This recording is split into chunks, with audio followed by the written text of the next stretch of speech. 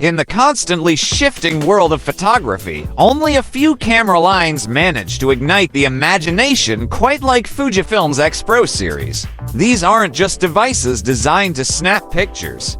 They're deeply expressive instruments that stand for something more.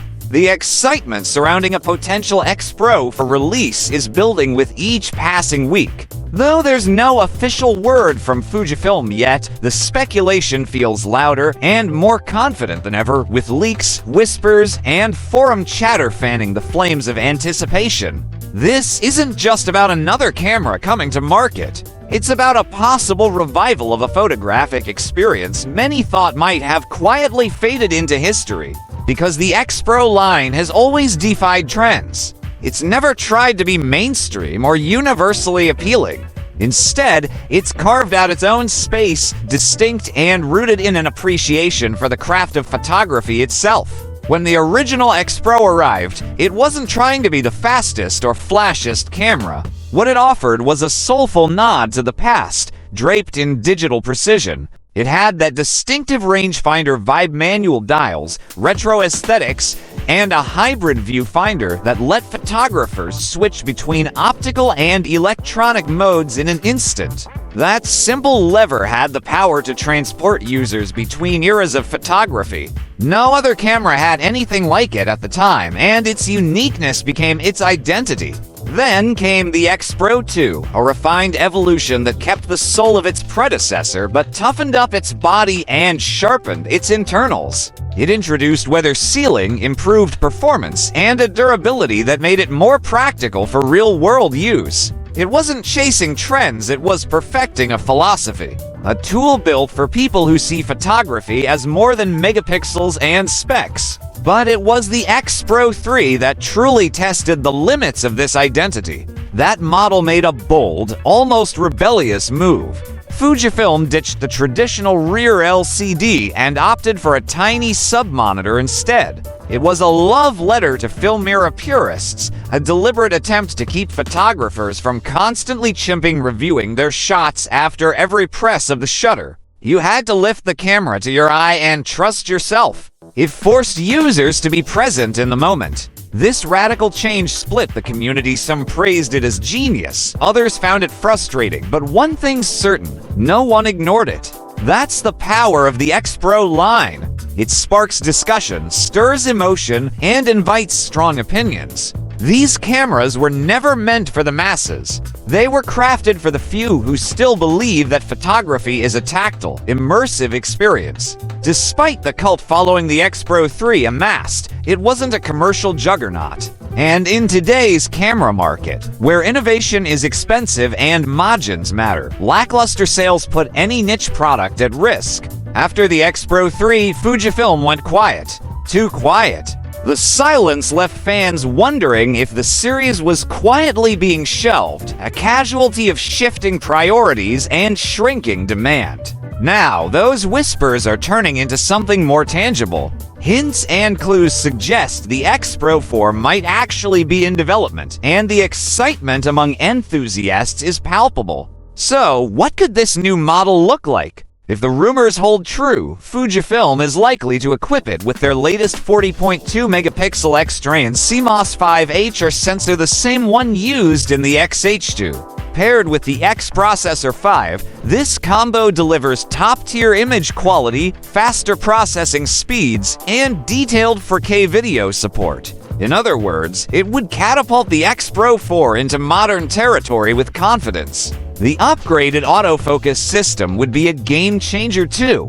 While previous XPro models performed decently, they were never standouts in this department. With Fujifilm's newest tech, users could expect faster subject detection, better eye tracking, and snappier responsiveness even in challenging light. This would be a huge leap forward, finally putting the XPro series on par with other high-end mirrorless bodies in practical usability. However, both the sensor and processor were introduced in 2022. If the XPro 4 launches in late 2025 as expected, that means it'll be using 3-year-old hardware. In a market obsessed with the latest and greatest, that could be seen as a step behind. Still, Fujifilm sensors age well. Their image quality stands the test of time, so this may not be a deal breaker, especially for a camera that values emotional resonance over cold specs. What remains to be seen is whether the XPro 4 will introduce any significant design changes. The classic rangefinder silhouette is timeless, but there are calls within the community for some functional improvements. A more ergonomic grip could make extended use more comfortable. An updated rear display, potentially incorporating elements from the XT and XH series, could offer greater flexibility without betraying the minimalist ethos. If the design doesn't evolve meaningfully, the XPro 4 may risk feeling like a lukewarm iteration instead of a bold new chapter. And for a series that thrives on passion, that would be a missed opportunity. Another factor to consider is where Fujifilm is focusing its innovation muscle right now. Their attention seems locked on models like the XH2, XH2S, and the rapidly expanding GFX medium format lineup. These cameras are leading the charge in video performance, sensor capabilities, and cutting-edge autofocus. They're being positioned as tools for working professionals who demand uncompromising quality. In contrast, the XPro line occupies a more poetic corner of the ecosystem.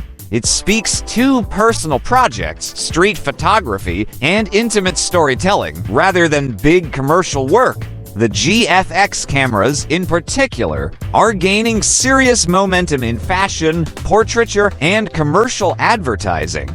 They deliver jaw-dropping image quality, yet remain relatively accessible in the medium format space. This is clearly a major growth area for Fujifilm, and understandably, it's where their resources are being funneled. In that context, the XPro 4 feels almost like an emotional side project cherished by many, but no longer at the center of the company's strategy. Yet, that might be exactly why the XPro 4 needs to exist. In a world overflowing with hyper-modern, look-alike mirrorless cameras, the XPro stands apart. It's a reminder of what photography used to be: slower, more deliberate, and deeply connected to the shooter's intent. There's still a real appetite for that kind of experience. Not everyone wants to be a content machine. Some just want to feel something when they take a picture. So what would it take for the XPro 4 to strike the right chord? First and foremost, usability must improve without compromising philosophy.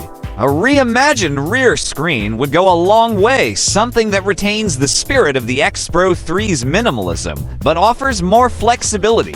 Perhaps a flip-down screen or a dual-function hybrid display that adapts to how the user wants to shoot. That kind of smart, nuanced design could bridge the gap between purist and modernist. Autofocus performance will need to meet current expectations. The bar has been raised, and anything less than excellent subject tracking, eye detection, and reliable performance in low light will disappoint. Photographers in 2025 expect their cameras to be intuitive, fast, and smart enough to anticipate movement. Even though the XPro series has never prioritized video, the XPro 4 could benefit from stronger video features. Think 10-bit internal recording, clean HDMI out, and possibly 6K capture. These additions wouldn't turn it into a video rig, but they would make it a versatile option for hybrid creators who need strong stills and decent video in one compact body.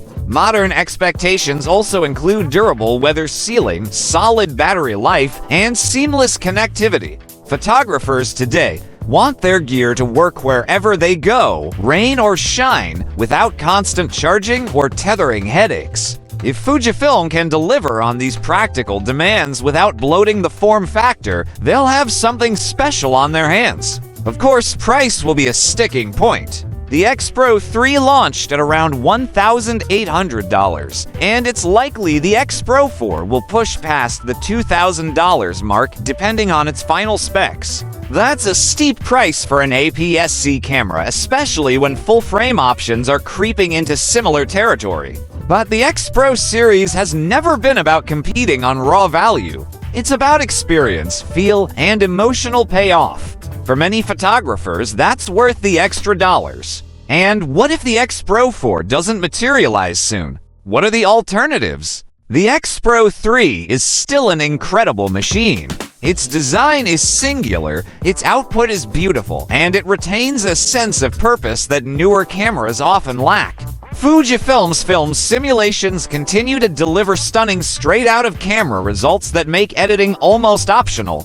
For those looking for newer tech wrapped in a different shell, the X-T5 offers many of the rumored internals expected in the XPro 4, with a more traditional DSLR-like form factor. If video is a priority, the XH2 and XH2S are standout APS-C hybrids, offering elite performance for both motion and stills. And for those feeling bold enough to step into the realm of medium format, the GFX 100S and GFX 50S offer a level of image quality that's difficult to match without breaking the bank. But if you're the kind of photographer who values the rangefinder charm, the satisfying click of a manual dial, and the sense that your camera is a creative partner rather than just a tool, the XPro series still stands alone. Very few cameras, outside of perhaps Leica, deliver that kind of visceral experience. The XPro 4 doesn't have to be perfect. It just has to be true to its roots while evolving where it counts. If Fujifilm can find that balance, they won't just be releasing a new camera, they'll be reigniting a movement.